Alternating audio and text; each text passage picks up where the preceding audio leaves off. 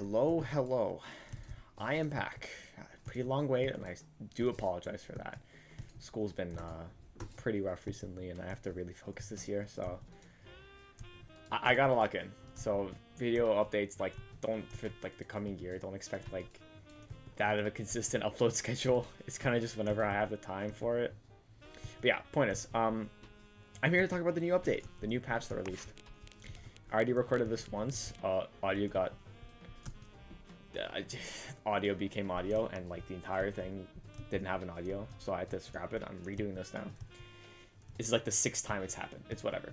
Point is, new update, new stuff, new cards, new stuff to talk about, new yada yada. Now I do these things where every new patch I kind of just rant about the update and the new changes that happened. I used to rant for like 30 minutes, I think. I'm gonna make sure I do this quickly and kind of be concise.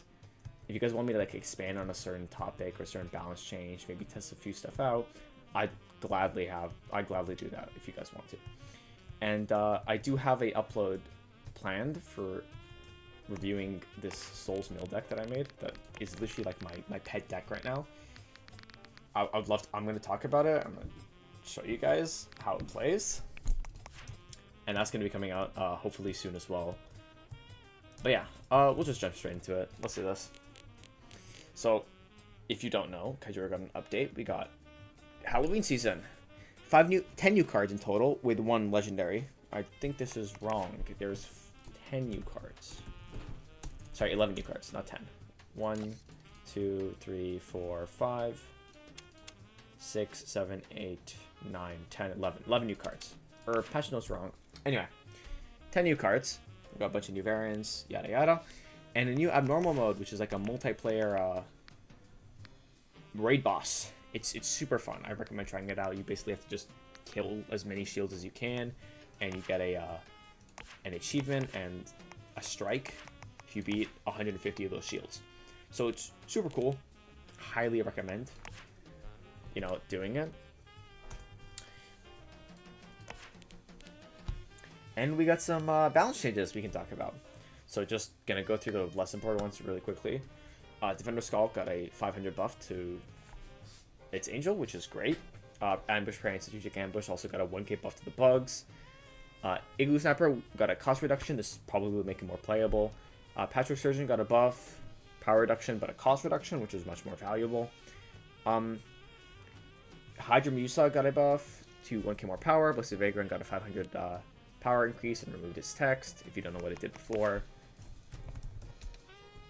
it was a recast card, which stated that the recasted card gains plus 1000 attack. This just evens out the attack and makes it like slightly better, very min-max kind of thing. Gilflame got a power increase. Bear Mother got a power increase. Solar Deflector got a nerf. Got a buff to its cost. Swift Striker got a buff, power reduction, and cost reduction. Meltdown Dragon got a cost increase. And that's like it for kind of just like the speedrun whatever buffs and nerfs. Now the kind of important stuff, Take Cover no longer gives 1000 power if you don't know what this ability does. It was really powerful and really impressive in like Raptor Control. This used to give 1000 and blocker to a minion, so you'd use this as like a charge on Fire Hunt.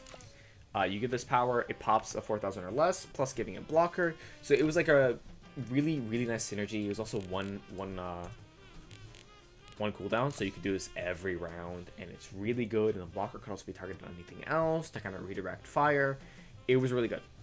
It was a really good ability. It still is probably a really good ability, but I think in like Raptor Control, people are going to start to run Fire Claws as like a viable Fire Hunt target instead of Take Cover. But yeah, it's super interesting. I haven't played that much Raptor Control. I'm probably going to play more of it now, because I do find it interesting.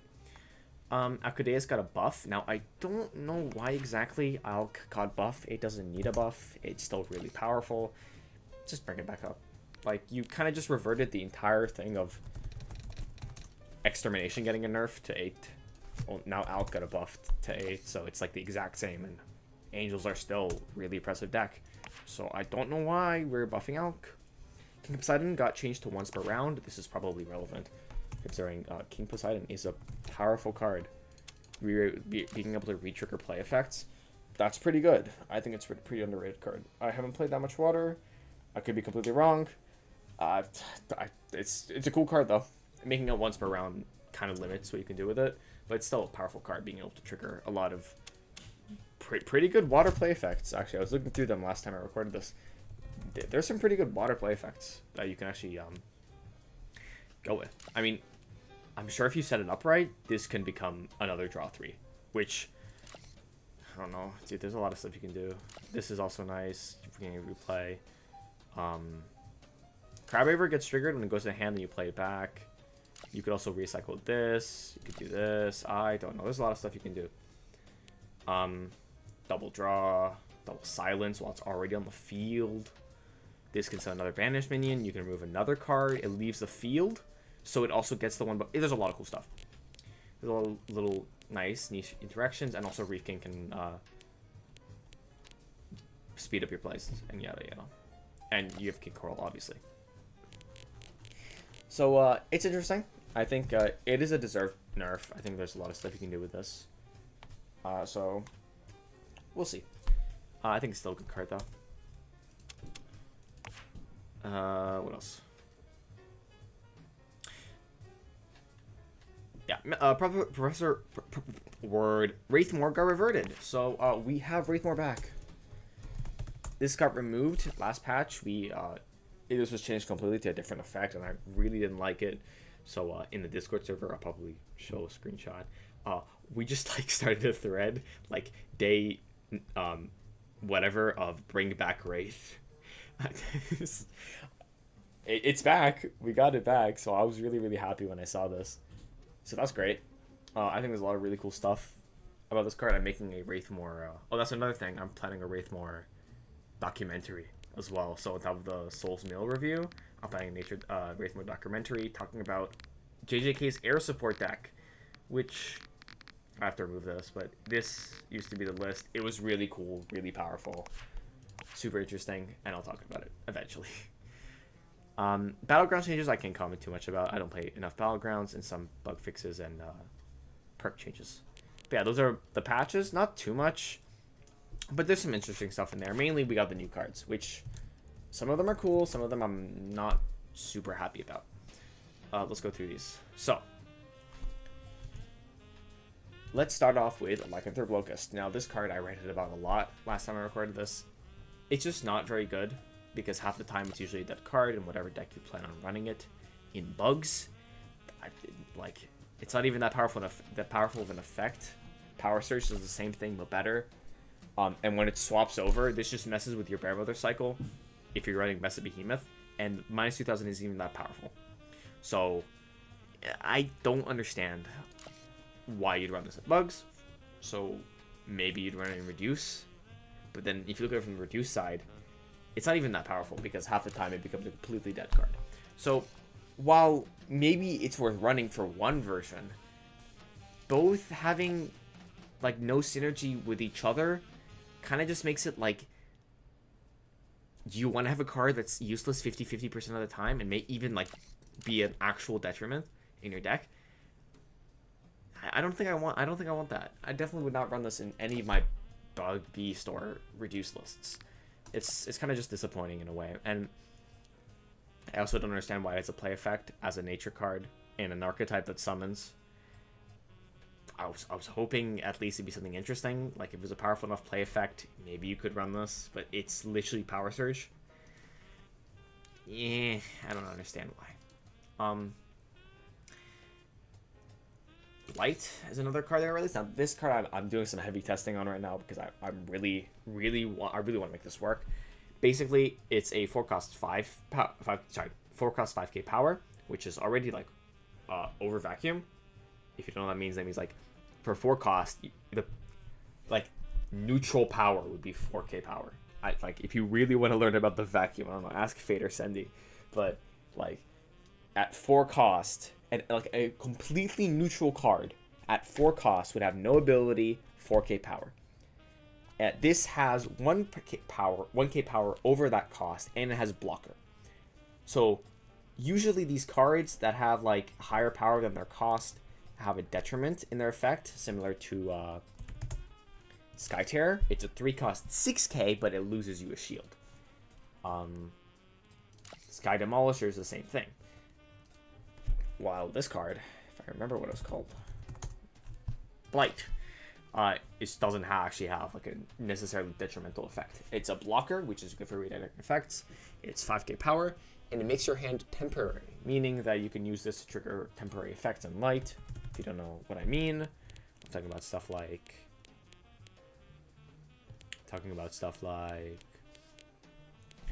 just give me a moment. There, this Evanescia.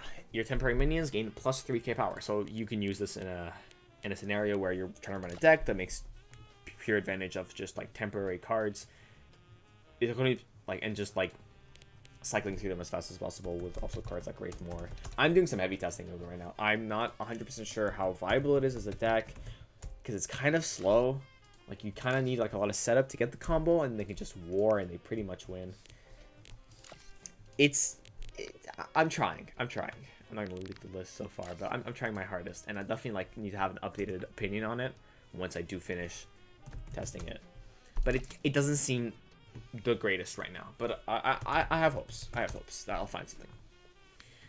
Murderous Butcher. This is kind of just like, I kind of just a whatever card. Destroy minion, gain its power. Good against opponent like really high minions. If your opponent's running Reduce and they don't have any Shroud on the Krovinger for somehow, even though like this card exists, I guess it can suck the power. I'm not exactly sure when you'd actually run this, also because it's high cost, but you have other cards that can accomplish like the same thing for whatever you're trying to do with it for less cost. I guess the only reason you run this is for the power gain, but okay, I guess. I don't know how actually viable it is. I could be completely wrong. I'm not sure. I'm kind of just neutral on this card. Emberjack. This card is extremely interesting. I'm running in my play first list. This is a really bad list. Please do not run this. I'm gonna make it work. Any minions can have Shroud or Blocker this round. That's really powerful as an effect, and I feel like play first will kind of be that anti-meta deck where you run this in certain formats where Shroud or Blocker is prevalent. You cycle through Emberjack as fast as possible while, you know, getting huge stat sticks like Bullshack, Lava Executo, Galasaur, and, you know, 1,000 Candles your cards with the Magma Burst, you know, Animated Cloak for Shroud. It's like an anti-Shroud and Blocker format, and also has a positive matchup against its own deck. So it's definitely like an interesting thing to experiment with, and definitely will be something that you're going to see in the future. And you have such a high, like, I don't know what to call this, cost positivity. I don't know. You just like have 5 free costs in most, like, or like not 5. In this case, it's 5.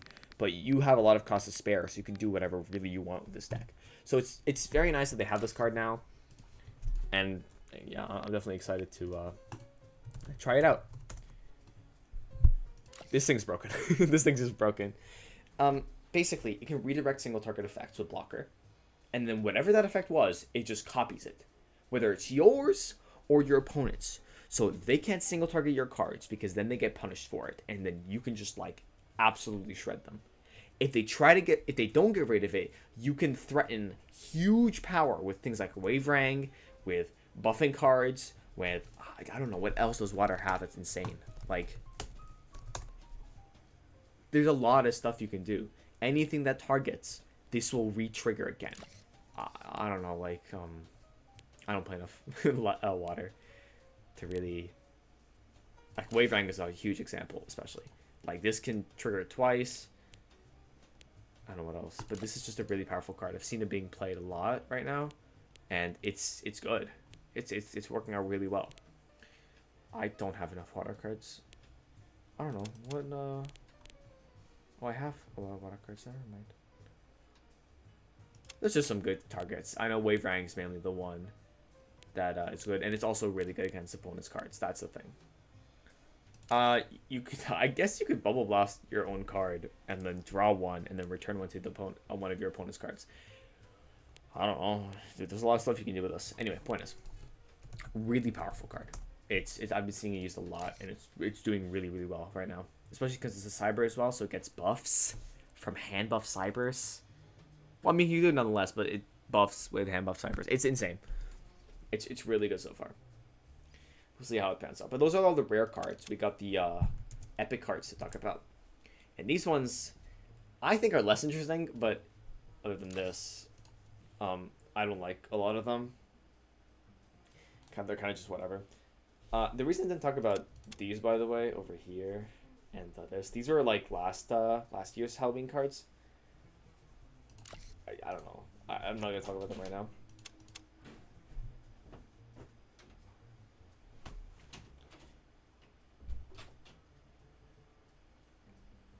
Same thing with this card. So, got Sky Raider, which says at the end of your turn, discard a random card and switch sides. I kind of just see this as a worse letter rejector. I'm not sure really what its applications are. I mean, I guess it can potentially discard your opponent's cards, but you can kind of, like, do I care that much? Not really. I don't know. Maybe it's good because it's low cost and it has, like, a positive... I'm not sure. I really don't know. It also discards a random card, so this can also screw up even discard lists. I'm not sure how viable it is. Let's talk about this next. Trench Amalgamation. This is a interesting card. It guarantee mills, which is interesting, but also gives your opponent like a full hand.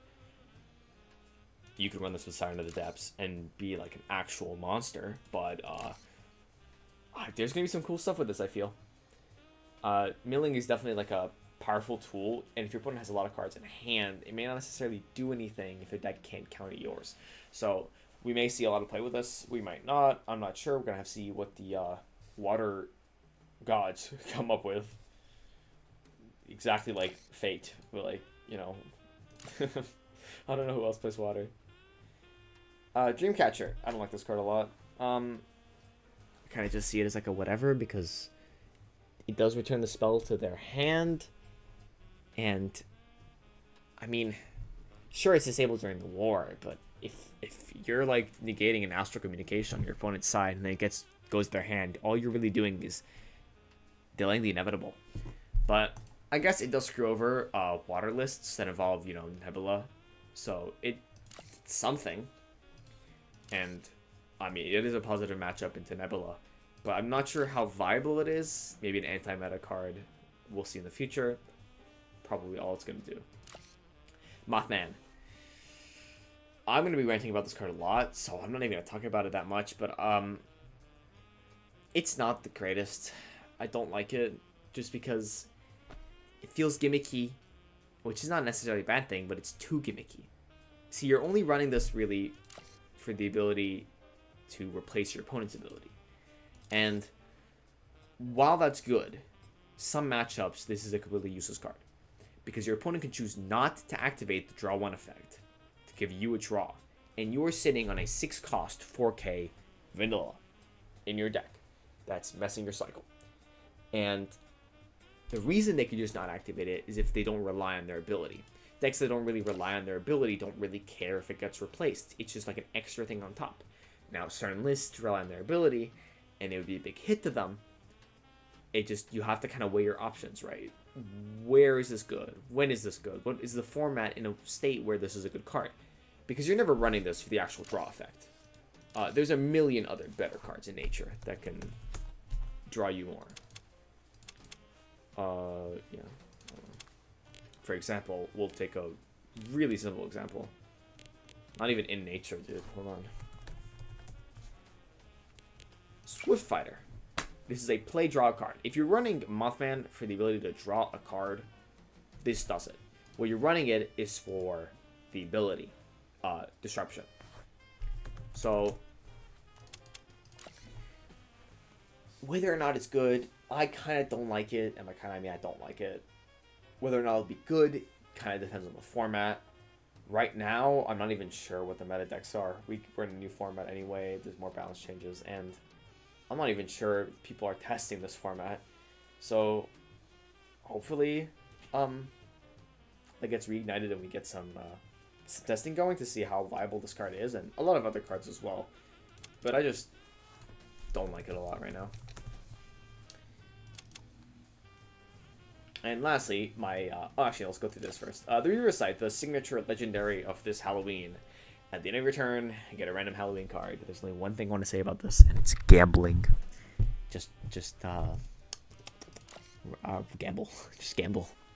At any random Halloween card you can think of, you get any one of these guys. Have fun. Gamble. I'm not sure. Is it viable? Probably not. Is it funny? Yeah. I'd run this in some lists just for the funnies.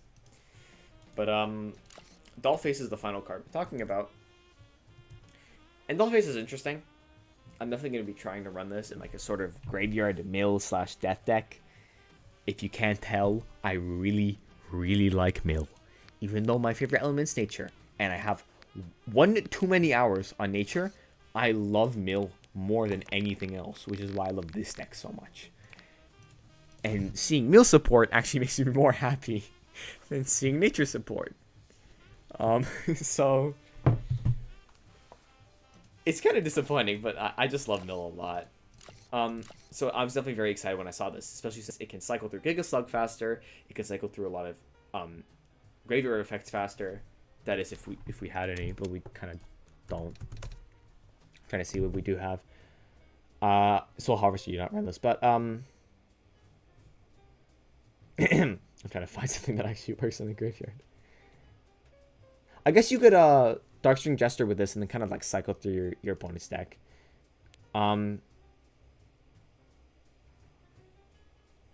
Nightmare Helix, I guess. And Giga Slug is the main synergy. We don't really have that many graveyard triggers, unfortunately, which is why Mill is not the greatest archetype at the moment. But I have hope. And I will hope. And I will cope. And I will get my Mill support. And I will be eternally happy and run Wraithmore Mill. And no one will ever just Wraithmore ever again. And you guys can't stop me. You'll never be able to stop me. Never. Never, never, never. Anyways, very excited to try this out. So yeah, that's all the cards this format. Sorry if I kind of sped through everything. I'm already been here for like 20 minutes. These things are long because there's a lot I want to usually say about the cards, but I tried to go as fast as I possibly could. And yeah, do be expecting like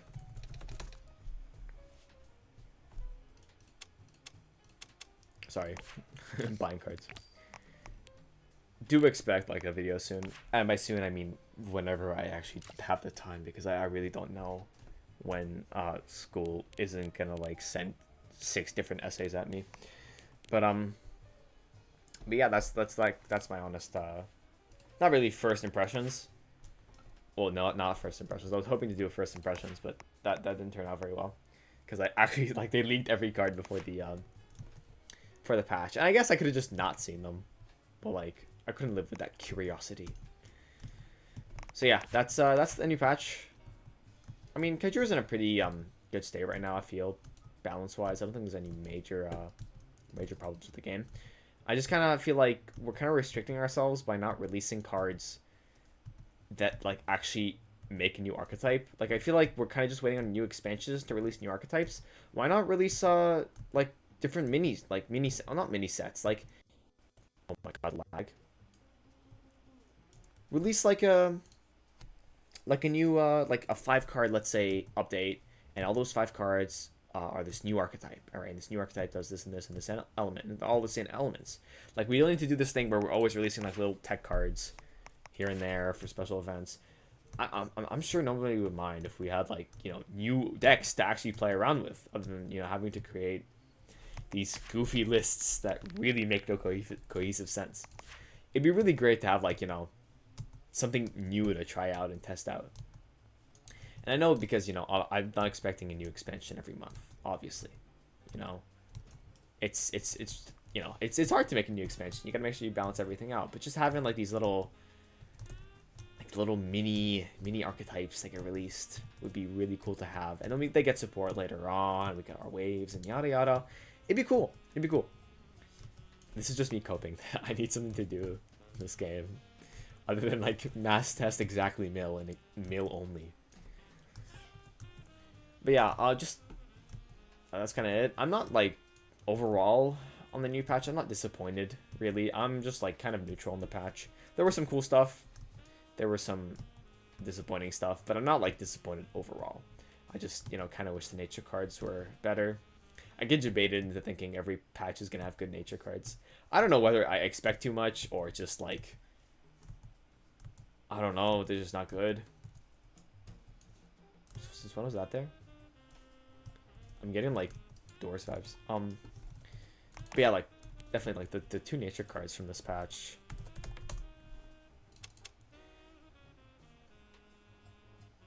Question mark? Is that a bug? Why are you not classified as a nature card?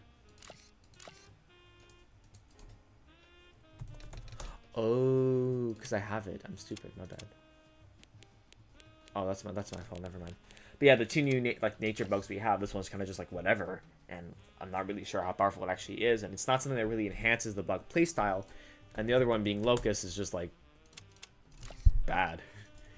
It's a really cool gimmick. I forgot to mention that. It's a sick gimmick. The fact that you can switch forms, it's just not very good.